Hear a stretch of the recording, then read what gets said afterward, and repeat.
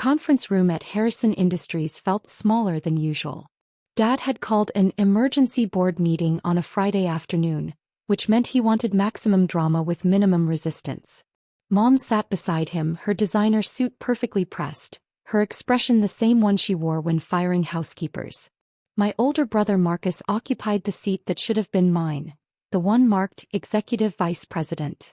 I sat 3 chairs down next to the intern. "Thank you all for coming on such short notice," Dad began, his voice carrying that particular tone he used when he'd already made decisions and was just performing the theater of consultation. "Harrison Industries has reached a critical juncture. We've been profitable, yes, but we're not optimized. We're not lean. We're not positioned for the aggressive expansion this market demands." I took a sip of water and said nothing. The conference table was Italian marble, cost more than most people's cars. The chairs were ergonomic masterpieces that Dad had imported from Denmark. The view overlooked downtown from the 42nd floor. None of this was technically his. "That's why I've brought in Stratton Consulting Group," Dad continued, gesturing to the 3 suits sitting opposite me. "They've conducted a comprehensive analysis of our operations, and their findings are enlightening." The lead consultant, a man with silver hair and a watch that cost more than my car, stood up. His presentation clicker made a soft sound as the first slide appeared. "Harrison Industries, restructuring for maximum efficiency. What we've discovered," silver hair began, "is an organization burdened by redundant management layers, unclear reporting structures, and several positions that exist more out of historical precedent than operational necessity." Mom leaned forward. "Tell them about the cost savings. Our projections indicate that by streamlining management and eliminating redundant positions, Harrison Industries could reduce operational costs by 37% while actually improving decision-making speed and market responsiveness." Marcus grinned. He'd been waiting for this moment since he joined the company 5 years ago. I'd been here for 7, but I'd never made a fuss about titles or corner offices. I just did my work, managed my projects, and apparently became invisible in the process. "The key," silver hair continued, "is to consolidate authority in a clear chain of command. One vision, one direction, no confusion about who makes final decisions." Another slide appeared. Organization chart. Dad at the top, Marcus directly below as President and Chief Operating Officer, then a row of department heads.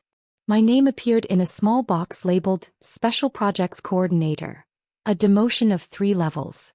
"Now, I know some of you might be concerned about these changes," Dad said, his tone suggesting he didn't actually care about anyone's concerns. "But this is about the future of this company. My father built Harrison Industries from nothing. I've grown it into what it is today. And Marcus will take it to heights we can only imagine. This requires sacrifice. This requires making tough decisions. Starting with unnecessary staff," Mom added, looking directly at me for the first time since the meeting began. The room went quiet. Everyone knew what unnecessary staff meant. The intern beside me shifted uncomfortably. "We'll be offering generous severance packages, of course," silver hair said smoothly. "For those whose positions are being restructured. 3-month salary, continuation of benefits, outplacement services." I set down my water glass carefully. The sound of glass on marble seemed very loud. "Any questions?" Dad asked, in a tone that suggested questions would be viewed as insubordination. James from accounting raised his hand tentatively. "What's the timeline for these changes?" "Effective immediately," Marcus said, speaking for the first time. "We're announcing the new structure Monday. Transition will be complete within 2 weeks." "This is about efficiency," Dad repeated. "About removing obstacles to growth. Some people understand business, understand what it takes to compete at this level. Others." He paused, looking at me. "Others are better suited to different environments. Less demanding environments." Mom actually smiled. "Perhaps something in education. Or nonprofit work. Something that matches your capabilities." I pulled out my phone and sent a single text message.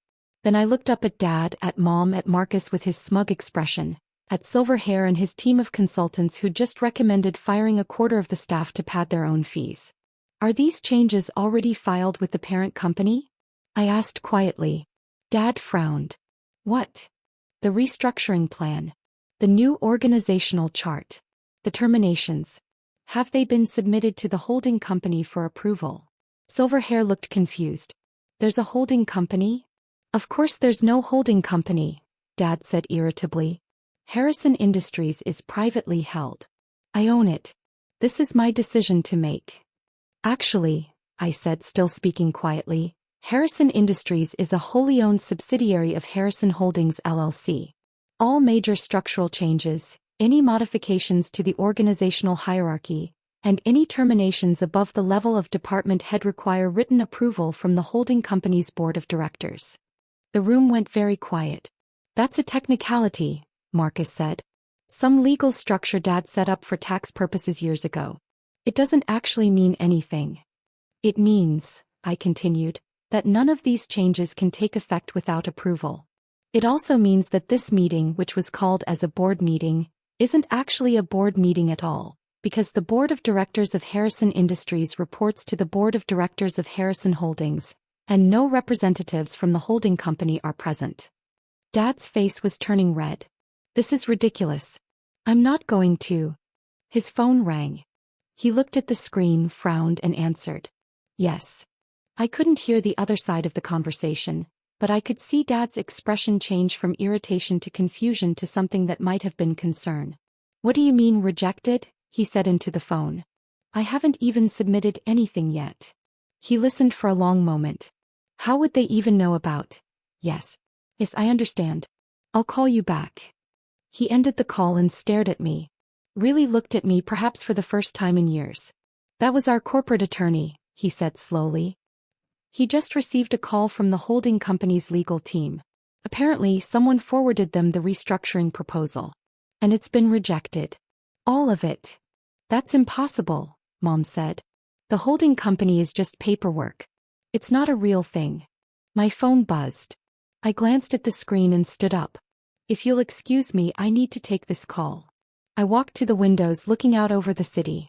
Behind me, I could hear Dad demanding explanations, Marcus insisting this was all a misunderstanding, Mom saying something about calling their lawyers. Hello, Richard, I said into the phone. Miss Harrison, the voice on the other end replied. I've sent the formal rejection notice to your father's attorney. The restructuring proposal violates at least 6 clauses in the subsidiary operating agreement. Should I schedule a meeting to review the compliance requirements? Please do, I said. Let's say Monday morning. 9 a.m. Conference Room A. Conference Room A is reserved for board meetings only. I know. I ended the call and turned back to the room. Everyone was staring at me. I don't understand, Dad said. How did the holding company even know about this meeting? Because I told them, I said simply. I'm on the board of directors. I've been on the board since grandfather died and left me his shares. The silence was absolute. That's impossible, Marcus said. Grandfather left everything to Dad. He left the shares of Harrison Industries to Dad, I corrected. He left the shares of Harrison Holdings to me. All of them. Silverhair was looking between his notes and me with growing alarm. When you say all of them, I mean I own 100% of Harrison Holdings LLC, which owns 100% of Harrison Industries. Every share, every asset, every decision ultimately requires my approval. Mom had gone pale. But you never said anything. You never. I never interfered, I said. Grandfather's will included a letter.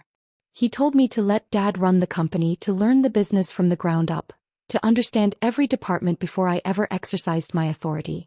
He said if I did it right, I'd never need to interfere. The company would run itself. And if you did it wrong? Dad asked quietly. Then I'd know exactly what needed to change when the time came. I walked back to my seat, but I didn't sit down. I stood behind the chair, my hands resting on the Danish ergonomic leather. For 7 years I've worked in this company. I've managed projects, coordinated teams, solved problems. I've watched how decisions get made, how people get treated, what gets prioritized and what gets ignored. I've learned a lot. You've been spying, Marcus accused. I've been learning. There's a difference. I looked at Silverhair. Your consulting firm was hired without proper authorization. The holding company requires competitive bids for any consulting contracts over $50,000. Your engagement letter was for $300,000. That contract is void. Silver hair stood up. We have a signed agreement with Harrison Industries, which lacks the authority to enter into contracts of that size without holding company approval. Check your contract. Section 12. It's standard boilerplate, but it matters. You'll receive a kill fee for work performed to date, but your recommendations are rejected and your services are no longer required. The three consultants looked at each other, then began packing their materials. They left without another word. Now wait just a minute, Dad started. The restructuring plan is rejected, I said. Not just rejected, it's prohibited. The holding company's operating agreement specifically forbids any changes to executive compensation, organizational structure, or staffing levels that would interfere with the subsidiary's operational independence without board approval. And since I am the board and I don't approve, it's not happening. This is insane, Mom said. You can't just. I can actually. But I don't want to. I don't want to run Harrison Industries. I don't want Dad's job or Marcus's job. I just want to do my work without being called unnecessary staff in a room full of my colleagues. The remaining employees around the table were very carefully not looking at anyone. However, I continued, since this meeting has made it clear that there are some fundamental misunderstandings about corporate governance and authority, we need to address them. Effective immediately, all executive decisions above department head level will be reviewed by the holding company's legal team before implementation. This includes hiring, firing, compensation changes, capital expenditures over $100,000, and any contracts with outside consultants. You're putting us in handcuffs, Marcus said. I'm ensuring compliance with the corporate structure that's been in place for 7 years. The structure you all apparently forgot existed. Dad's phone rang again. He looked at it, didn't answer. That's probably Richard again, I said. Our corporate attorney. He's very thorough. He'll want to schedule a comprehensive review of all major decisions made in the last 3 years to ensure they were properly authorized. Some of them might need to be ratified retroactively. Some of them might need to be corrected. Corrected how? Dad asked. Well, for example, the compensation package Marcus received when he was promoted to executive vice president.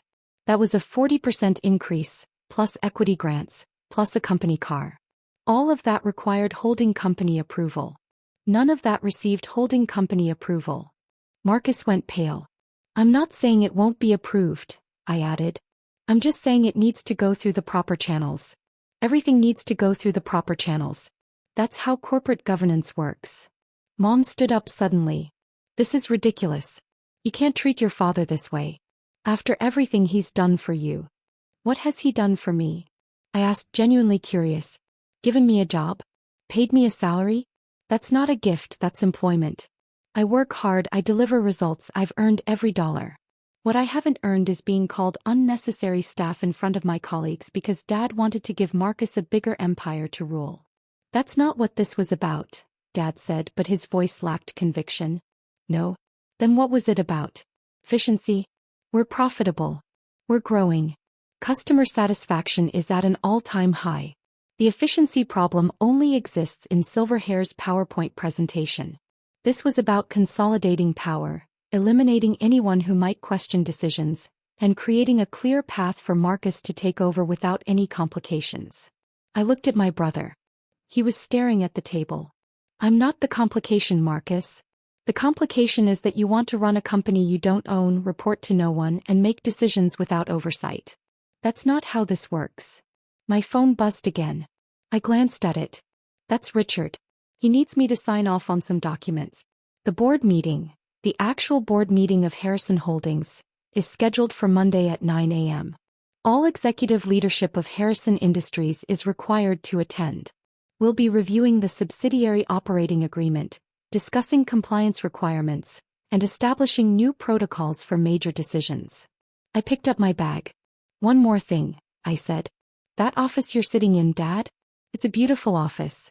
Corner view, private bathroom, that ridiculous mahogany desk that cost $40,000. The lease is in the holding company's name. So is the lease for this entire floor. So is the lease for the company apartments, the executive parking spaces, and the corporate jet that Marcus has been using for weekend trips to Miami. I walked toward the door, then paused and turned back. I'm not taking any of that away. I'm not interested in being petty. But I want you to remember, every single day, that everything you think you own, every bit of authority you think you have, exists because I allow it to exist. Not because you earned it. Not because you deserve it. Because I choose not to interfere. Why? Dad asked. Why would you let us believe we were in control? Because grandfather asked me to. Because I wanted to learn. Because I hoped that maybe, eventually, you'd see me as something other than unnecessary staff. I smiled, but there was no humor in it.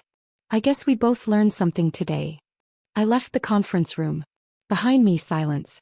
Then the sound of Dad's phone ringing again. The weekend passed in a blur of phone calls and legal documents. Richard worked overtime preparing materials for Monday's meeting. The subsidiary operating agreement was a thick document, full of clauses and requirements that Dad had apparently never read despite signing it 7 years ago. This is fascinating, Richard said during one of our calls. Your grandfather basically created a corporate structure that gave your father complete operational freedom as long as he managed the company responsibly, but retained ultimate control at the holding company level. It's actually brilliant. Your father could do anything he wanted, except fire you, reorganize the executive structure, or fundamentally alter how the company operates. He didn't know I owned the holding company, I said. Even more brilliant. Your grandfather wanted you to learn whether your father would treat employees fairly when he thought no one was watching. Apparently the answer is no. Monday morning arrived cold and clear. I got to the office at 7:30 and went straight to conference room A. The boardroom. The one reserved for major decisions and important meetings. The one I'd never been invited to before. Richard was already there, setting up presentations and organizing documents. Everyone's confirmed attendance, he said. Your father, your mother, Marcus, and the 4 department heads who were in Friday's meeting. Also, I took the liberty of inviting Harrison Industries' CFO and General Counsel. They should be present for this discussion. Good thinking. At 8:55, people began arriving. Dad came in first, looking like he hadn't slept. Mom was with him, her expression carefully neutral. Marcus arrived exactly at 9, followed by the others. I sat at the head of the table. Dad started to sit in his usual spot, my spot, then caught himself and chose a different chair. Thank you all for coming, I began. This is the quarterly board meeting of Harrison Holdings LLC. For those who weren't aware, such a meeting was required and has been required for the past 7 years. This is the first one we've actually held, which means we have a lot to cover. I nodded to Richard. The first order of business, Richard said, is to review the subsidiary operating agreement between Harrison Holdings and Harrison Industries. I'm distributing copies now. Please turn to page 12, section 4.3. Papers rustled. People read. I watched their faces as they began to understand the implications. As you can see, Richard continued, all major operational decisions require holding company approval. This includes structural reorganizations, executive compensation above certain thresholds, capital expenditures over $100,000, any acquisitions or divestitures, and terminations of executive-level personnel. The CFO, a man named David who'd been with the company for 15 years, raised his hand tentatively. Does this mean every decision we've made has been potentially unauthorized? Not necessarily, I said. Decisions made in the ordinary course of business, within the scope of normal operations, are fine. But extraordinary decisions, the kind that would fundamentally change how the company operates, those required approval that was never sought. Because no one knew the holding company was real, Marcus said bitterly. Because no one read the operating agreement they signed, I corrected. Because no one bothered to check the corporate structure. Because everyone assumed that having the title CEO meant having ultimate authority, when the corporate documents clearly state otherwise. Dad cleared his throat. So what happens now? Now we establish clear protocols, I said. Richard has prepared a compliance checklist. Any decision that falls into certain categories gets flagged for holding company review. The review will be prompt, within 48 hours in most cases, but it will be thorough. This will slow everything down, Mom protested. It will slow down bad decisions, I replied. Good decisions made for sound business reasons will be approved quickly. Decisions made for political reasons or personal reasons, or to benefit one executive at the expense of others. Those might face more scrutiny. I pulled up a presentation on the screen. Let's talk about specific examples, I said. Marcus, your compensation package. The one approved 3 years ago when you were promoted. Marcus shifted uncomfortably. The package included a 40% salary increase, equity grants worth approximately $2 million and various perks. The total value was just over $3 million. According to the operating agreement, any compensation package over $500,000 requires holding company approval. Dad approved it, Marcus said. Dad approved it as CEO of Harrison Industries. But Harrison Industries lacks the authority to approve it without holding company sign-off. Which means technically the compensation package was never properly authorized. The room went very quiet. However, I continued, I've reviewed the justification for the package. Marcus had delivered strong results in his previous role. The compensation was within market ranges for similar positions. So I'm retroactively approving it as of today. Marcus blinked. You're approving it? I'm approving it because it was justified. That's how this works. Good decisions get approved. Bad decisions get rejected. It's not personal. It's business. I moved to the next slide. Now let's talk about the restructuring plan. The one that would have eliminated 27 positions, demoted another 12 and consolidated authority in a smaller executive team. The one that would have saved 37% in operational costs. I pulled up a different analysis, one Richard and I had worked on over the weekend. Here's what that restructuring actually would have done. Eliminated most of our institutional knowledge, created bottlenecks in decision-making, reduced our ability to respond to customer needs, and damaged morale throughout the company. The 37% cost savings was based on salary reductions, but it didn't account for decreased productivity, increased turnover, or the cost of rebuilding teams after the mass exodus that would have followed. Silverhair's presentation appeared next to mine, the contrast obvious. The consulting firm, I said, was paid to deliver a specific outcome, justify a predetermined decision to consolidate power. They weren't paid to assess what was actually best for the company. That's why their engagement is terminated. Dad was staring at the analysis. How did you put this together in 2 days? I didn't. I've been tracking efficiency metrics for 3 years. I knew exactly what the impact would be because I've modeled it before. Did you know we almost did this same restructuring in 2022? You got within one signature of pulling the trigger. I convinced James in accounting to delay the final paperwork until you got distracted by another project. The CFO, David, actually laughed, then tried to cover it with a cough. The point, I said, is that I've been here. I've been watching. I've been learning. And I've been protecting this company from bad decisions quietly without anyone knowing, because that's what grandfather asked me to do. I stood up and walked to the windows looking out over the city. Grandfather built this company with his own hands, I said quietly. He started with nothing, worked 80-hour weeks, sacrificed everything to create something that would last. When he got sick, he made arrangements. He gave Dad operational control because Dad had been working in the business for 20 years. But he gave me ultimate authority because he trusted me to preserve what he'd built. I turned back to face the room. For 7 years I've honored that trust. I've let Dad run the company. I've stayed in the background. I've done my work without complaint or drama. And it's been fine. The company has grown. We've been profitable. Life has been good. Until Friday, Marcus said. Until Friday, I agreed. Until Dad decided to restructure the company without proper authorization. Until Mom called me unnecessary staff in front of my colleagues. Until it became clear that my years of quiet work, my contributions to this company's success, counted for nothing. That's not, Mom started. It is though, I interrupted. You literally planned to fire me. You brought in consultants, developed a whole presentation, called a meeting, and announced plans that included eliminating my position. The only reason it didn't happen is because I own the company you were trying to restructure. The silence stretched out. So here's what's going to happen, I said, returning to my seat. Dad remains Marcus remains executive VP. Mom continues in her role in marketing. All the department heads keep their positions. Everything continues as it has been. Relief was visible on several faces. With 2 changes, I added. First, All major decisions go through proper channels. No more assuming that titles equal authority. No more restructuring plans that violate corporate governance. No more consultants hired without proper authorization. We follow the rules. And second, Dad asked. Second, I get a seat at the table. An actual seat. Not 3 chairs down next to the intern. Not special projects coordinator.